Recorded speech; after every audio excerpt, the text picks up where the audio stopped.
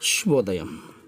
Global బెథేనియా Calvary ministry తరపున ఈ ఉదయకాల సమయంలో మరొక్కసారి మీ అందరితో కూడా కలుసుకొని దేవుని యొక్క పరిశుద్ధమైన మాటలు ధ్యానించుటకును దేవుడు నాకు ఇచ్చిన మధురమైన అవకాశమును బట్టి నేను దేవునికి ప్రత్యేకమైన వందనాలు తెలియజేసుకుంటుంటున్నాను. చాలా సంతోషం. మీరందరూ కూడా మా కొరకు ప్రార్థన చేస్తుంటున్నారు.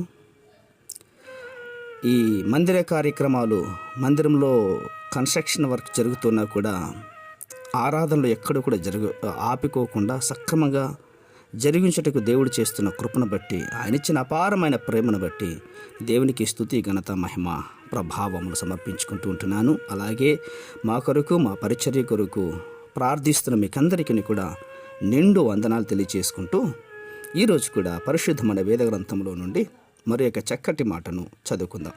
ఎఫెసీయులకు రాసిన పత్రిక 6వ అధ్యాయం 1వ వచనాన్ని నేను చదువుతున్నాను. దయచేసి గమనించండి. ఎఫెసీయులకు రాసిన పత్రిక 6వ అధ్యాయము 1వ వచనము. పిల్లలారా, ప్రభునందు మీ తల్లిదండ్రులకు విధేయులయుండుడి, ఇది ధర్మమే. దేవునికి స్తోత్రం.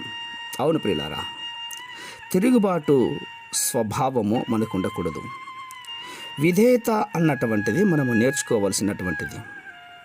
అందుకే అన్నారు, యేసు ప్రభు వారు కుమారుడయ్యుండి ఆయన శ్రమల ద్వారా విధేయత నేర్చుకొనెను అన్నటువంటిది మాట నిన్నటి దినంలో మనం చూసాం.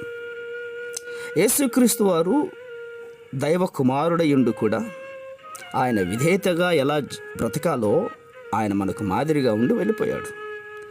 అందుకే మన సొంత చిత్తాన్ని సిలువ వేసినప్పుడే మనము కూడా విధేయులుగా జీవించగలుగుతాం. అందుకే ఈ మాట అన్నాడు, పిల్లలారా, ప్రభునందు మీ తల్లిదండ్రులకు విధేయులై ఉండండి. దాసులారా, యథార్థ హృదయం గలవారై మీ యజమానులకు విధేయులై ఉండండి. ఎంత స్పష్టంగా మాట్లాడుతుంది కదా. సంతోషకరమైనటువంటి కుటుంబానికి భార్య భర్తకు లోబడి బ్రతకాలి. ఎక్కడ విధేయత ఉంటుందో అక్కడ ఆనందం, ఆశీర్వాదం నిండుగా ఉంటుంది. ఎక్కడ తిరుగుబాటు ఉంటుందో అక్కడ అలజడి, అసంతృప్తి, ఆపదలు ఒకటినొకటి వస్తాయి ప్రియులారా.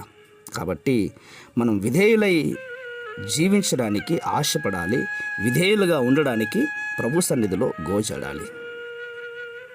మీ పైన నాయకులుగా ఉన్నవారు లెక్క ఒప్పజెప్పవలసి వలనని మీ ఆత్మలను కాయుచున్నారు.